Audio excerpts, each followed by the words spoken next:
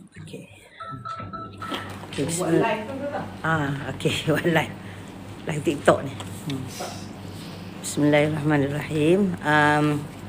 Okey, jadi saya akan mulakan daripada ayat 1. Saya nak bagi tahulah, saya tak adalah pandai sangat kan nak tadabbur ni. Cuma saya baca apa yang ulama-ulama dulu tulis. Jadi saya sampaikan. Jadi kalau ada di kalangan perempuan hajah yang pernah dengar daripada tempat lain kan, isi-isi penting yang saya tak sentuh, yang rasa nak share, silakan ya.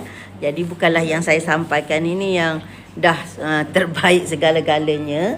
Saya katakan saya cuma petik-petik daripada apa yang telah ditulis oleh ulama-ulama kita dahulu supaya kita dapat sama-sama fahami insya-Allah. Okey, jadi surah ni adalah surah yang letaknya di tengah-tengah Al-Quran. Jadi sebagaimana surah pertama dimulakan dengan Alhamdulillah, jadi surah yang kat tengah ni pun dimulakan dengan Alhamdulillah. Okey. Jadi kita tahu sebelum Al-Kahfi ni surah Al-Isra. Ya, surah Al-Isra. Surah Al-Isra dimulakan dengan subhanallah, subhanallazi. Maknanya dimulakan dengan tasbih. Jadi yang ni dimulakan dengan tahmid. Tahmid. Jadi memang biasanya kita kan dalam berzikir kita sebut subhanallah sebelum alhamdulillah. Kan? Okey, sebelum tu kita tengok surah Al-Isra. Surah Al-Isra adalah surah yang ke-17. Kan? Surah yang ke-17. Puan-puan cuba perhati ya. Solat 5 waktu difardukan semasa Nabi Isra Mi'raj. Kan? Semasa Nabi Isra dan Mi'raj. Jadi solat 5 waktu ni kita tunaikan sehari semalam kan? Berapa rakaat 5 waktu tu? 17. Kita tengok macam berbetulan. Jadi solat difardukan pada malam Isra Mi'raj. Solat difardukan sehari semalam 17 rakaat. Kemudian surah tentang Isra Mi'raj tu diletak pada surah ke-17. Macam kebetulan. Tapi kita yakin Allah Subhanahu Wa Taala tak ada yang kebetulan. Semuanya Allah Subhanahu Wa Taala rancang. Itulah antara keajaiban antara mukjizat Al-Quran. Maknanya setiap surah, setiap ayat, setiap susunan huruf dan perkataan tu Allah memang Allah letak dengan begitu kemah dan rapi yang membuktikan bahawa Quran ni memang manusia tak boleh buat. Memang betul-betul datang daripada Allah Subhanahu Wa Taala. Sebab siapalah nak kira tu kan, apa lagi yang menyampaikan kepada kita Nabi Muhammad sallallahu alaihi wasallam yang semua tahu dia tak sekolah, tak ada kalkulator nak kira kan. Jadi saya nak tunjuk hari ni beberapa contoh bagaimana setiap huruf, setiap ayat, setiap perkataan itu Allah letak memang macam kebetulan tapi ada kaitan. Contohnya kita tengok surah Toha ya. Cuba kalau puan-puan ada Quran tu cuba buka surah Toha.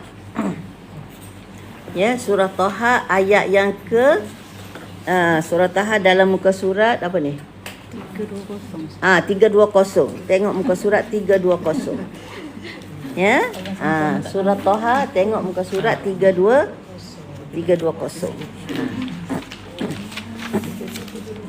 Lupa ya? Jadi ayat paling atas muka surat 320 tu Fata'ala Allahul Malikul Haq. Jumpa? Dia sebelah kiri. Ya, Ustazah ni tak nampak dia punya huruf angka ni. Betul lah? Betul, 320 ni. Kecil no Quran. Dia bukan mula surah, dia tengok sisi. Bukan permulaan surah. Ha? Okey. Jadi ayat paling atas tu 114. Fata'alallahul malikul haq. Maknanya maha tinggi Allah lah raja yang sebenar. Wala ta'jal bil qur'ani min qabli an yuqda ilaika wahyu. Jangan kamu gopoh-gopoh nak baca Quran ni sebelum Allah sempurnakan wahyunya. Kan? Jadi maknanya dia tegur Nabi bila kadang-kadang bila malaikat datang baca tu, Nabi kadang nak cepat-cepat ikut, takut dia termiss ke, terlupa ke. Jadi Allah kata jangan tegur-gopoh lah. Kan? Jadi dia kata sebelum kami habiskan wahyu. Kan? Sebelum habiskan wahyu. Jadi Quran ni habis dia berapa surah? 114. Jadi ayat ni diletak pada ayat yang ke-114. Allah boleh je nak letak ayat awal ayat ke, awal surah ke, akhir surah ke, kan? Tapi ayat yang menunjukkan sebelum kami habiskan wahyu tu, dia letak pada ayat ke-114. Sama dengan tamatnya Quran 114 surah. Nampak macam kebetulan. Tapi tentunya tak kebetulan. Kan? Faham ya? Okey, dan satu lagi surah Al-Qiyamah. Surah Al-Qiyamah ni dalam juzuk yang ke-29. Ya, surah Al-Qiyamah. Al-Qiyamah muka surat apa tu? 577 ya. 577, tapi kita tengok ayat yang ke-17. Okey. Jumpa ya? Surah Al-Qiyamah muka surat 577. Jumpa dah? Ayat ke? Ayat Ustazah baca dari ayat 16. La tuharrik lisanaka lita'jala bih. Inna alaina jam'ahu wa qur'anah. Ya, ayat 17 tu. Inna alaina jam'ahu wa qur'anah. Jadi ayat 16 tu Allah kata jangan kamu gerakkan lidahmu untuk segera baca Quran tu. Kan? Macam Ustazah kata tadilah, bila Jibril bawa tu Nabi cepat-cepat nak ikut kan, dia takut termiss ataupun terlupa ke. Jadi Allah kata relax, jangan gopoh-gopoh. Inna alaina jam'ahu wa qur'anah. Sesungguhnya kamilah yang akan menghimpunkan Quran tu dan akan membaca dia lah, maknanya mengajar baca tu. Jadi himpun Quran tu. Himpun Quran tadi kan kita kata cukup 114 kan. Mana dapat 114 tu? Jadi ini kena kira. Tapi kira pun cukup juga 114. Kan, iaitu apa? Surah Al-Qiyamah ni surah yang ke-75. Kan? Catat 75. Kemudian perkataan dalam inna alaina jam'ahu wa qur'ani wa qur'anah ni ada 5 perkataan. Inna alaina jam'ahu wa satu perkataan ya, wa qur'anah 5. Okey. Jadi 5 campur 75 80. Kemudian ayat ni ayat ke-17. Jadi ayat ke-17. Jadi 80 campur 17 97. Huruf dalam ayat 17 ni 17 huruf.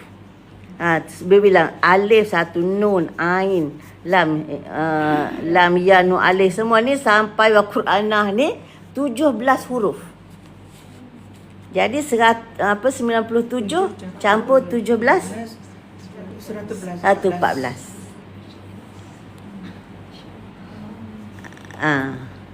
Jadi kita tengok sampai letak ayat ke berapa, nak letak berapa perkataan, nak guna berapa huruf dalam surah ke berapa. Perempuan dapat tak tu? Jadi 75 campur 5 campur 17 ayat ke-17 dan campur 17 huruf yang ada dalam ayat ke-17 tu. Jadi jumlahnya 114. Hebat kan? Jadi itu baru sikit tu. Bukti-bukti macam mana Allah Subhanahu Wa Taala hisap semua. Jadi menunjukkan memang manusia tak boleh buat. Tak ada buat. Jadi bukti kukuh antara je tu kan. Tu banyak lagi sebenarnya. Bukti-bukti yang kalau dari sudut bilangan perkataannya, hurufnya, ya sampai eja. Kadang-kadang perkataannya sama tapi dieja berlainan. Dia ada tujuan. Contohnya nikmat. Kan? Allah sebut ada 2 kali ayat wa in ta'udu ni'matallahi la tusuha. Sekiranya kamu hitung nikmat Allah, kamu tak akan dapat membilangnya. Nikmat tu kan? Satu surah Ibrahim, satu surah An-Nahl. Dia sebut ayat sama, wa in ta'udu ni'matallahi la tusuha. Sama je ayat tu. Tapi dia je lain. Iaitu perkataan nikmat tu. Satu tempat dia je nikmat dengan ta maftuhah. Dan satu lagi dia je nikmat dengan ta marbutah. Tahu kan? Ta marbutah dengan ta maftuhah kan? Ta buka tu dan ta tutup. Itu pun ada hikmah. Ada tujuan. Kenapa satu maftuhah? Kenapa satu marbutah? Eja je di segi guna tu, maftuhah ke marbutah ke, semuanya ada tujuan dan hikmah. Nak cerita betapa telitinya Allah Subhanahu Wa Taala menurunkan Al-Quran ni kepada kita. Jadi itu memang sangat rugi kalau orang tak belajar Quran. Memang sangat-sangat rugi kalau mereka anggap Quran ni cukup untuk baca. Kan, untuk baca ambil pahala, ambil berkat, halau jin hantu. Kan, jadi memang nak halau jin hantu sungguh, iaitu halau jin hantu yang ganggu jalan kita menuju keredaan Allah Subhanahu Wa Taala. Bukan hanya setakat jin hantu yang menakut-nakutkan kita kan, tapi jin hantu sebenarnya yang kita kena halau ialah yang mengganggu perjalanan hidup kita menuju redha Allah Subhanahu Wa Taala. Sebab tu itulah ruginya umat Islam yang tak memahami dan menghayati Al-Quran ni. Itulah jadi umat Islam lemah kan banding dengan umat lain. Padahal pada kita ada kitab yang tak ada tandingan. Kan, tak ada tandingan sebab kitab Allah kan, kitab dari Allah Subhanahu Wa Taala, tak ada tandingan dari apa sudut pun kan. Jadi hari ni saya nak cerita sikit tentang Alhamdulillah ni, khususnya yang berkaitan dengan surah Al-Kahfi. Saya kata ini bukan daripada saya, tapi saya petik apa yang ditulis dan dibahas oleh para ulama terdahululah supaya kita sama-sama dapat manfaat. Jadi dia diletakkan selepas surah Al-Isra. Surah Al-Isra dimulakan dengan tasbih. Subhanallazi asra bi 'abdihi laila. Yang ni dimulakan dengan Alhamdulillah, Alhamdulillahillazi anzala ala 'abdihil kitab. Jadi dua-duanya berkaitan dengan Nabi Muhammad sallallahu alaihi wasallam. Jadi Isra ialah Subhanallazi asra bi 'abdihi lailan. Maha suci Tuhan yang bawa hamba dia berjalan waktu malam. Isra lah tu kan. Jadi Allah bertasbih, mentakdiskan dirinya yang membawa Nabi berjalan waktu malam. Kemudian yang surah ni pula Alhamdulillahillazi anzala ala abdihi. Kan, anzala ala abdihi alkitaba. Jadi segala puji bagi Allah yang menurunkan kepada hambanya kitab. Kan, iaitu asra bi abdihi, bawa hamba dia berjalan malam. Asra tu maknanya bawa berjalan malam. Jadi yang ni menurunkan ala abdihi alkitab. Jadi dikata kenapa bila bawa berjalan malam, bila bawa Nabi berjalan tu Allah gunakan tasbih. Subhanallah lah kita katakan tasbih. Tapi bila Allah turunkan kitab kepada Nabi tu, Allah puji diri. Alhamdulillah. Apa beza tu? Jadi kita tahu kan, setiap huruf, setiap perkataan mesti ada tujuan dan hikmah. Jadi dia kata tasbih ni adalah mensucikan diri daripada segala kecacatan, kelemahan, kan. Allah Subhanahu Wa Taala Maha Suci, kan. Maha suci daripada segala kecacatan, kelemahan, kekurangan, tak ada, kan. Sempurna, kan. Itu subhanallah. Jadi maknanya subhanallah ni dia kata permulaan kepada kesempurnaan. Permulaan kepada kesempurnaan. Dan alhamdulillah lah pujian ni ialah kemuncak kesempurnaan. Kan macam kita kata kesempurnaan ni ada awal, ada akhir, contohnya lah, kan. Jadi permulaan kepada kesempurnaan tu ialah suci daripada segala kekurangan. Bila alhamdulillah itu kemuncak kepada kesempurnaan tu. Kan, kemuncak kepada kesempurnaan tu. Dan dia kata permulaan kepada kesempurnaan ni dia terbatas kepada diri dia. Dia terbatas pada diri dia. Maha sempurna, kan, maha suci, tidak ada kekurangan, tidak ada kelemahan. Tapi alhamdulillah tu ialah puncak kepada kesempurnaan di mana dia melimpah kepada yang lain. Dia melimpah pada yang lain. Jadi sebab itu bila dia bawa Nabi Muhammad sallallahu alaihi wasallam berjalan malam tu, jadi faedah je dapat kepada Nabi Muhammad. Kan, dia yang linuriyahu min ayatina, kan. Allah nak tunjuk kepada Nabi tanda-tanda kebesaran dia. Siapa tengok tu? Nabi seorang je, kan. Kan kita dengar je lah, tapi yang menikmati keagungan, keindahan, kebesaran Nabi seorang. Jadi sebab itu Allah guna subhana, tasbih. Jadi dia kata itu permulaan kesempurnaan. Jadi permulaan kesempurnaan ni dia orang kata terbatas pada yang berkaitan sahaja. Kalau kesempurnaan Allah, dialah yang maha sempurna, kan. Jadi kesempurnaan yang diberi kepada Nabi Muhammad, nikmat kesempurnaan dia ialah nikmat dia dapat melihat tanda-tanda kebesaran Allah Subhanahu Wa Taala dalam perjalanan Isra dan Mi'raj tu.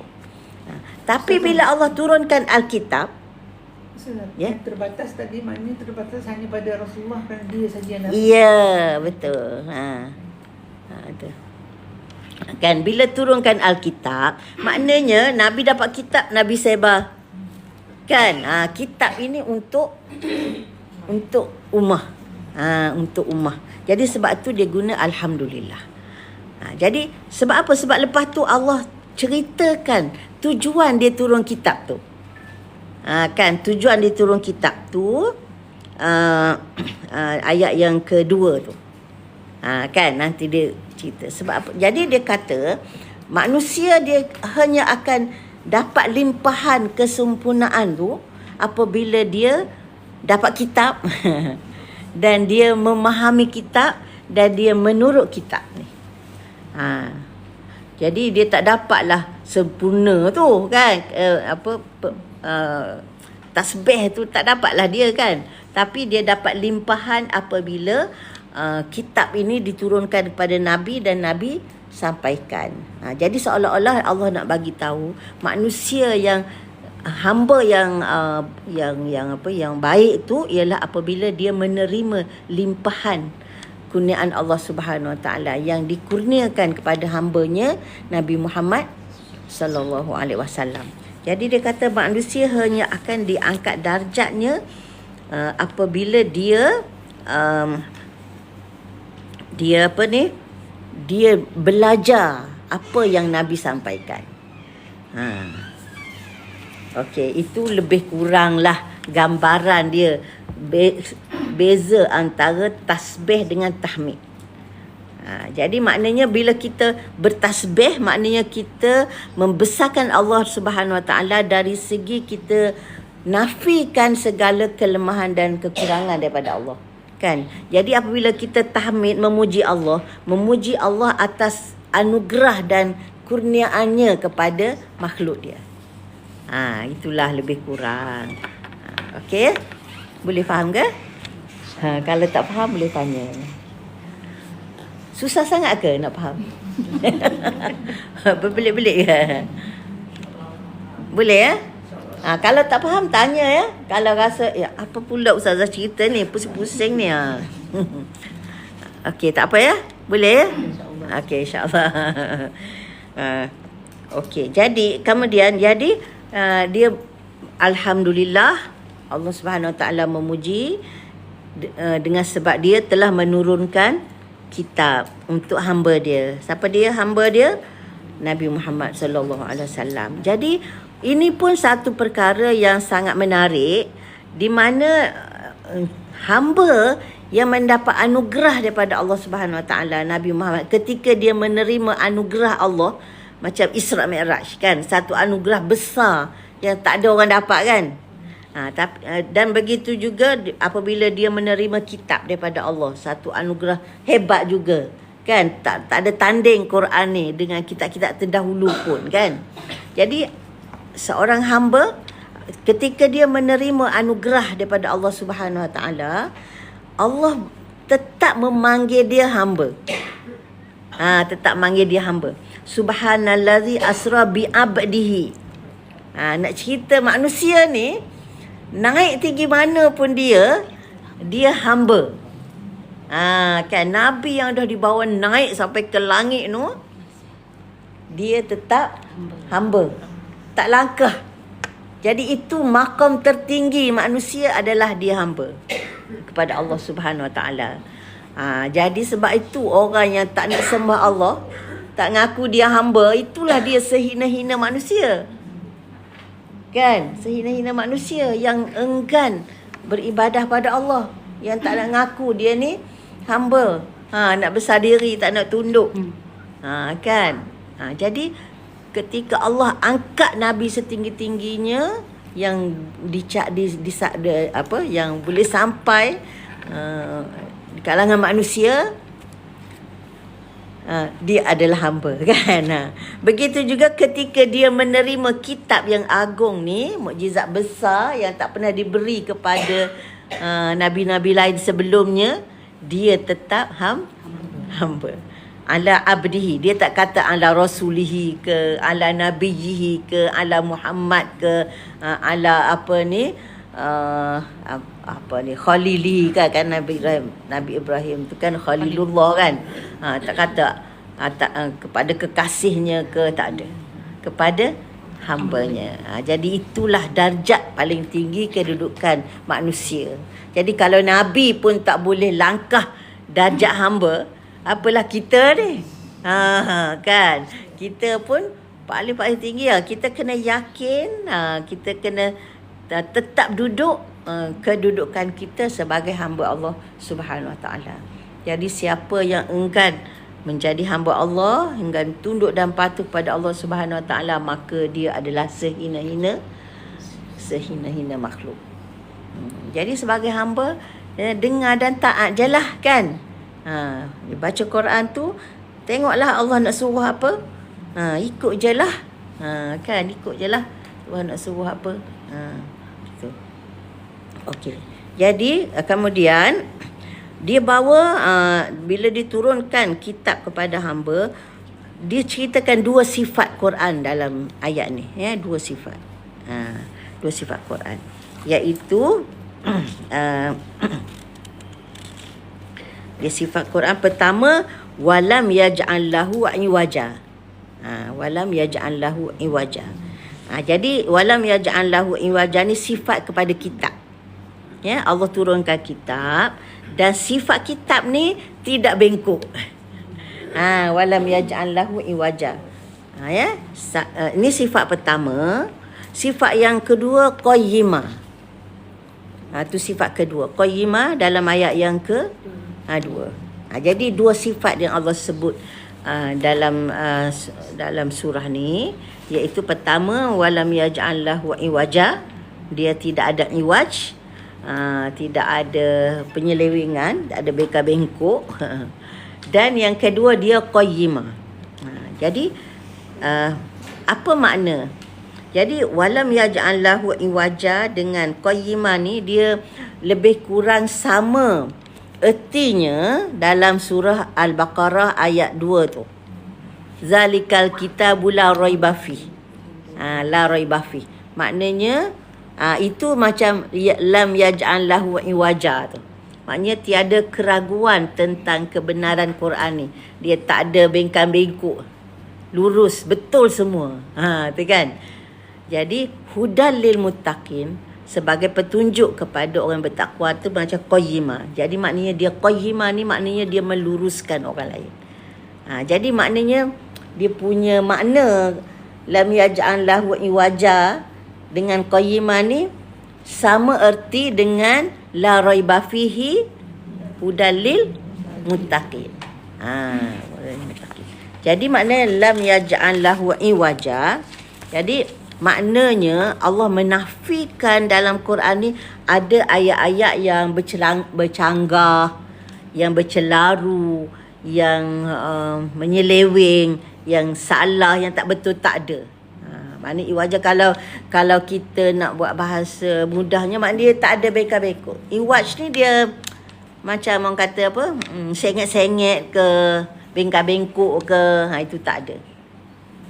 Kan? Jadi maknanya dalam Quran tidak ada apa-apa pertentangan dan pencanggahan antara satu ayat dengan satu ayat. Dalam surah An-Nisa Allah kata, walau kana min indi ghairillah lawajadu fihi ikhtilafan katsira. Surah An-Nisa ayat 82. Maksudnya kalaulah Quran ini datang daripada selain Allah, nescaya kamu akan dapati dalam Quran ni banyak perselisihan, pertelagahan. Bayangkan dia diturunkan selama 23 tahun kan Quran tak? Lepas tu dia turun sikit demi sedikit kan. Lepas tu dia turun, dia tak ikut urutan dalam mushaf ni kan. Dia tu tengoklah ayat pertama turun apa, surah Al-Alaq kan, Iqra.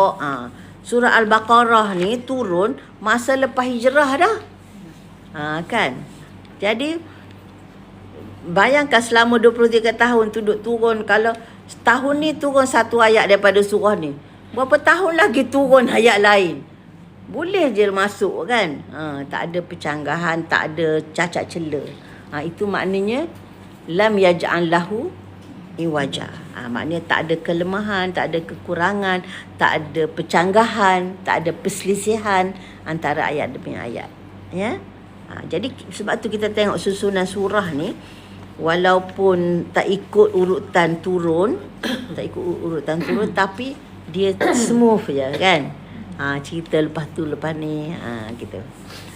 Itu satu makna lam yaj'al lahu iwaja, ya. Dan dia kata yang kedua, lam yaj'al lahu iwaja ni juga nak cerita bahawa setiap apa yang Allah sebut dalam kitab ni, tak kiralah bab apa, bab tauhid ke, bab kenabian ke, bab hukum hakam ke, bab cerita-cerita ke, semuanya benar. Kalau cerita pun semua cerita benar. Tak ada cerita reka-reka sebab nak buat cerita teladan ke kan. Tak ada, semuanya benar. Jadi hukum hakam dia, yang kata halal tu halal lah. Kan. Yang kata haram tu haram lah. Tak ada apa kata tersembunyi. Charge tersembunyi ke apa, tak ada kan. Kalau cerita walaupun tak sebut nama, tak sebut tempat kan, macam Al-Kahfi kan, macam inilah Ashabul Kahfi ni, kat mana tu Al-Kahfi tu? Macam-macam orang kata kat Jordan lah, kat Turki lah apa, walaupun kita tak tahu dengan tepat kat mana letaknya Al-Kahfi tempat mereka tidur tu, tapi dia tetap suatu kebenaran. Walaupun kita tak tahu berapa sebenarnya bilangan Al-Kahfi, Ashabul Kahfi tu kan. Dan tahun berapa tak tahu. Gitu. Jadi semuanya benar. Dan banyak lagi kan cerita-cerita kan. Macam cerita dalam surah Al-Kahfi ni sendirilah kan. Pertama kisah Ashabul Kahfi, kedua tentang pemilik kebun. Kat mana tu tak tahu juga kan, tak cerita juga. Sebab yang penting dia nak bagi kita ibrah kan. Zulkarnain, kat mana dia sampai tu, Maghribah Syamsi ke Matla' Syamsi ke, kat mana tu. Ada orang kata Matla' Syamsi tu kat Sulawesi tu, kan.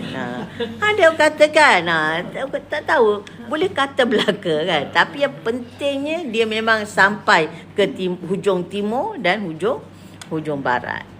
Dia tetap ada. Siapa dia? Allahu a'lam. Ada yang kata apa Iskandar the Great lah kan. Ada yang kata dia anak Firaun lah, yang merentah Mesir selepas mati Firaun tu. Ada juga yang kata macam-macam lah. Tapi tak apa kan, tak penting kita tahu betul ke tak betul. Yang penting yang Quran cerita tu memang betul. Betul wujud dia. Bukan cerita rekaan. Ada orang kata mana ada sampai sekarang orang tak jumpa pun tembok yang dia bina tu. Kan. Kita tak jumpa tu bukan sebab dia tak ada kan. Allah belum izin nak jumpa. Tak ada yang kata tu tembok Cina. Apa-apalah nak kata. Jangan kata salah ke betul ke, tak payah kan. Selagi tak ada bukti yang jelas daripada Quran dan hadis. Tapi kita kena yakin itu kata lam yaj'allah wajah ni. Pertama, ayat-ayatnya tidak ada pencanggahan satu sama lain. Dan yang kedua, apa saja yang disampaikan sama ada dari sudut akidah, dari sudut akhlak, dari sudut sejarah, dari sudut hukum hakam, semuanya benar. Ya. Kemudian qayyimah ni, qayyimah adalah meluruskan. Maknanya dia membetulkan hidup kita. Itulah peranan dia. Maknanya bila dia sendiri itu betul, maka dia membetulkan.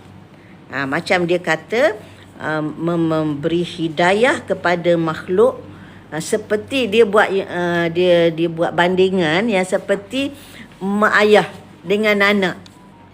Kan mak ayah dengan anak ni kan, dia sentiasa ajar kan. Anak-anak pergi, jangan tu jatuh. Kan. Anak panjat tangga, hati-hati nanti tergelincir. Tu. Itu qayyimah tu. Jadi Quran ni macam itulah dengan kita. Jadi dia peranan dia qayyimah, meluruskan kita. Jadi maknanya dia tunjuk jalan. Ikut jalan ni masuk syurga, ikut jalan ni masuk neraka. Kan? Kalau tergelincir, macam mana nak betulkan? Taubat. Kan? Itu makna qayyimah. Maknanya dia meluruskan perjalanan hidup hamba tu. Bila dia sentiasa ikut Quran tu, bukan kata dia tak buat salah. Manusia memang ada buat salah. Itu kelemahan kan. Kelemahan manusia memang tak boleh lari dah. Siapa ngaku dia tak buat salah? Cuba berani tak ngaku dia buat. Kan. Yang tak buat salah pun para nabi kan. Dia maksum. Itu pun ijtihad dia kadang tak betul juga. Allah betulkan kan. Macam Nabi SAW. Bila tak ada ayat kan, belum turun ayat, Nabi ijtihad. Maknanya Nabi fikir sendiri macam mana nak buat ni. Kan. Contoh perang Badar kan. Bila habis perang Badar tu, ini perang pertama yang orang kata yang Nabi menang dan dapat tawan ramai orang musyrik. Jadi sebab tak ada pengalaman lagi, ayat pun tak ada lagi, hukum orang tawanan ni nak buat macam mana. Tu Nabi mesyuarat lah dengan sahabat. Mesyuarat, tanya apa pendapat Abu Bakar. Abu Bakar kata, yang kita tawan ni ramai saudara mara kita. Kan yang orang Arab Quraisy juga kan. Jadi kalau kita bebaskan mereka ambil tebusan, mungkin lepas ni mereka masuk Islam. Kan?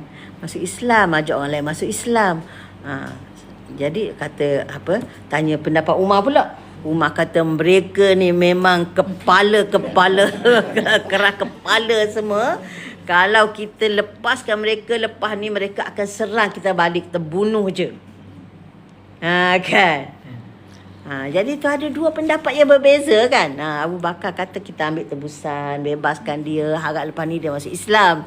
Umar kata kalau kita lepaskan, tak bagi can ni. Kan, bila kita bebaskan mereka, balik mereka akan serang kita balik. Jadi Nabi SAW ni kita tahulah, dia lebih cenderung kepada yang lembut tu kan. Dia pun pilihlah cenderung kepada pendapat Abu Bakar. Ambil tebusan, bebas. Lepas tu tahun depan mari serang dah lah. Jadi bila Nabi buat keputusan tu, Allah pun turun kan ayat dalam surah Al-Anfal tu, maka nali nabiyyin an yakuna lahu asra hatta yuskhina fil ard. Dia kata tak patut bagi seorang nabi bila ada tawanan dia lepaskan.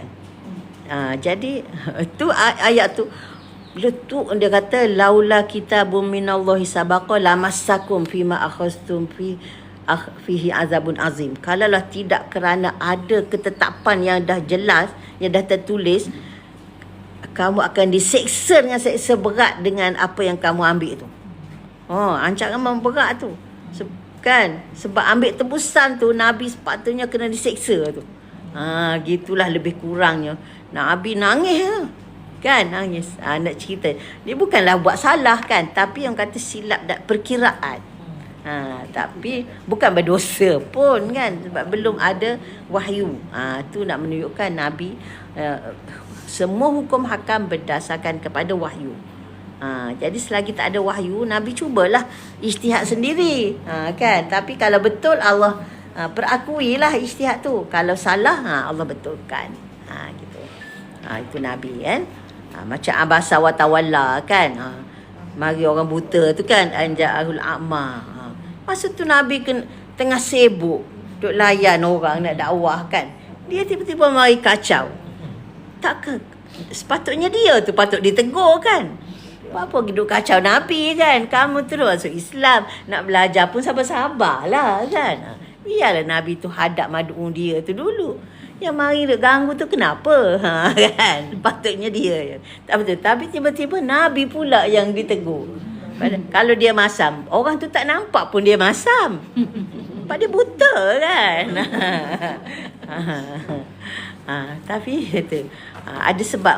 Yang ni saya akan sampaikan hari Ahad ni dekat insya-Allah Selatan. Tak boleh cerita sekarang lah.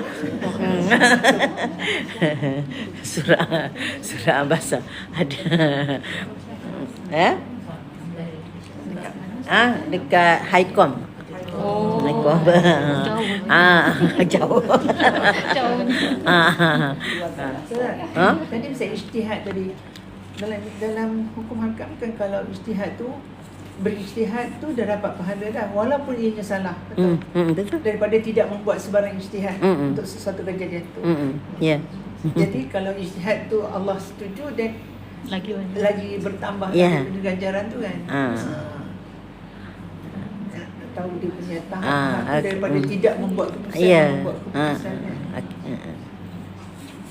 Okey jadi itu makna qayyimah qayyimah.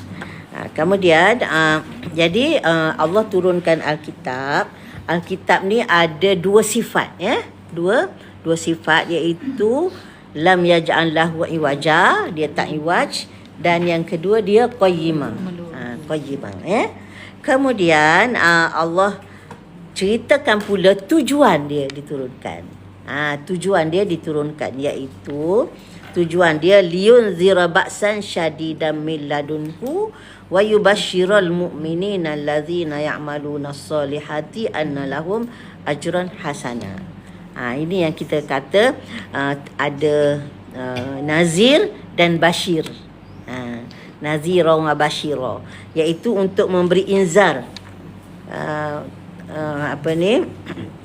kepada orang yang durhaka, yang ingkar, kan, liyunzira ba'san syadidan min ladunhu ni maknanya untuk memberi inzar, memberi ancaman, peringatan kepada orang yang ingkar. Ini Quran ya. Kemudian memberi berita gembira, wa yubasyiral mu'minin, yang memberi berita gembira kepada orang beriman dan beramal soleh bahawa bagi mereka ajran hasanah, pahala yang baik. Jadi untuk orang ingkar ba'san syadida ya, seksa yang pedih, yang teruk, dan kemudian basyir kepada orang yang beriman dan mengikut Quran. Itu peranan dia. Jadi selalu memang disebut inzar dulu baru dengan tabsyir. Nazir dulu baru basyir. Biasalah kalau katakan orang tu dia nak terbakar, rumah dia terbakar kan. Kita mari-mari kita selamatkan dia dulu. Gitulah. Macam dia datang kata, aku nak ajak engkau pergi makan Pizza Hut.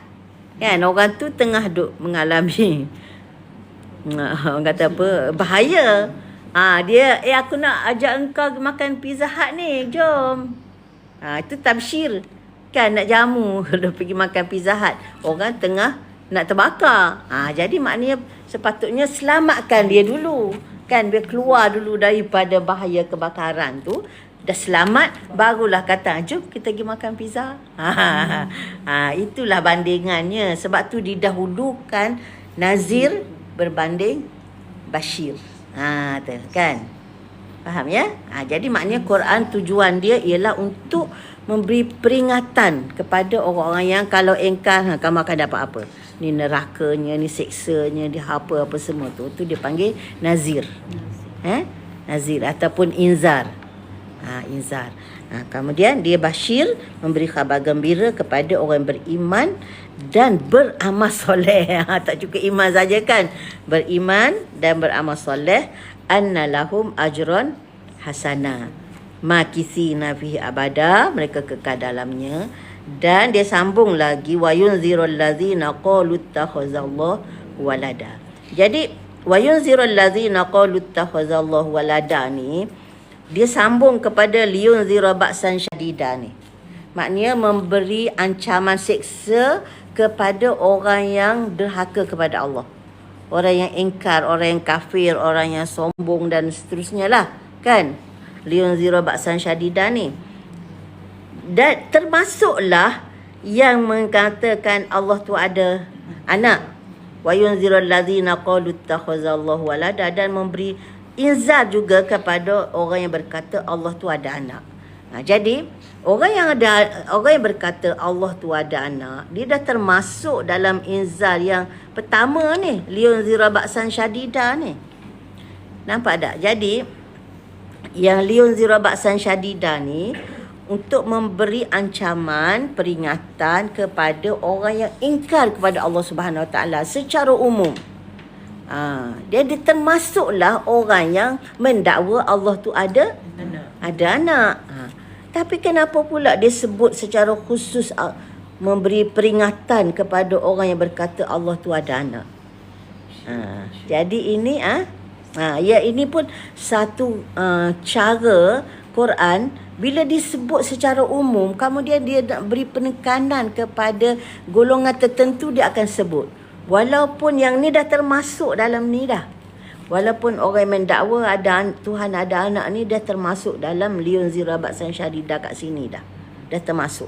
Tapi kenapa Allah sebut nak memberi perhatian bahawa yang paling teruk, yang paling teruk dalam banyak-banyak keingkaran dan kekufuran ni, yang paling dahsyat kalau mengatakan Allah tu ada anak. Tu. Gitulah. Kan, wa yunzirul ladzina qalu ittakhazallahu walada. Jadi untuk memberi inzar, memberi peringatan kepada orang yang berkata Allah tu ada anak. Jadi siapa yang kata Allah tu ada anak? Macam Nasrani kan, yang mendakwa Isa tu anak Allah kan. Kemudian orang Yahudi pun ada juga yang mendakwa Uzair anak Allah. Dan orang Arab jahiliah pun, kan, orang kat Mekah tu pun ada yang mendakwa bahawa malaikat tu anak Allah, anak perempuan Allah. Kan. Bukan maknanya yang kita selalu dengar Nasrani lah kan. Yang kata Isa anak Allah. Tapi Yahudi pun kata Uzair anak Allah. Tahu Uzair ni? Uzair ni yang cerita dia ada dalam surah Al-Baqarah, yang dia Allah matikan dia 100 tahun. Uzair ni kan dia jalan-jalan, dia lalu satu kampung yang dah jadi padang jarak, padang terkukur. Kan hancur. Itu dia kata, macam mana Allah nak hidupkan balik kampung yang dah hancur macam ni? Kan, seolah dia nak menafikan ada kebangkitan. Mustahil nak bangkit balik, dah hancur lebur dah, tak ada benda dah. Kan? Jadi padang jarak, padang terkukur dah. Macam mana ni nak bangkit semula? Jadi Allah pun matikan dia. Matikan dia 100 tahun. Tak sampai 300. Kan? Dia mati 100 tahun. Dia bangun-bangun. Malaikat tanya, kamu tidur berapa lama? Tak, 1 hari kot. 1 hari ke setengah hari ke? Kan? Dia kata ni, cuba tengok makanan yang kamu bawa tak sentok terusi. Masa tu bawa bekal buah-buahan kan. Dah 100 tahun tu, buah-buah tu duduk segar gitu, tak kecut tak apa. Kan? Lepas tu tengok himar yang kamu naik tu. Himar. Keldai, tengok tu. Himar tu hancur dah. Dah tinggal tulang. Berselerak dah. Tu. Kan? Dah 100 tahun. Himar tu dah tak ada apa. Dah berselerak dah tulangnya. Kan? Lepas tu, tengok kat himar tu. Dah berselerak. Lepas tu depan mata dia, Allah kumpulkan tulang-tulang tu yang dah berselerak tu. Tulang-tulang tu dah bercantum kan. Summa naksuha lahma. Kemudian tumbuh daging kat tulang-tulang yang dah bercantum tu. Jadilah himar hidup balik. Depan mata dia. Kan? Dia pun qala a'lamu anna Allah ala kulli syai'in qadir. Ni aku tahulah Allah Maha Kuasa. Tengok yang buah tak rosak. Kan? Kalau biasa buah tu sekejap je lah kan. Balik biarkan sehari 2 atas meja tu. Dah kecut lah kan. Tapi himar ni habis hancur. Tengok depan mata bercantum kok bercantum tulang-tulang tu. Lepas tu disalut daging, kulit apa semua. Bangun hidup balik. Kan. Itu Uzair namanya orang tu. Jadi Uzair ni lah didakwa oleh Yahudi anak Tuhan. Jadi maknanya Al-Quran ini kerana untuk memberi peringatan yang tegas dan keras kepada orang yang syirik kepada Allah Subhanahu Wa Taala, orang yang menyembah selain Allah, orang yang menafikan kewujudan Allah dan sebagainya, dan memberi khabar gembira kepada orang-orang yang beriman dan beramal soleh, insya-Allah. Okey, takat itulah dulu ya. Ayat keempat. Penat dah. Penat dah. Saya nak share kepada kawan-kawan kita nak tengok cerita Uzair ni. Ayat Al-Baqarah 259.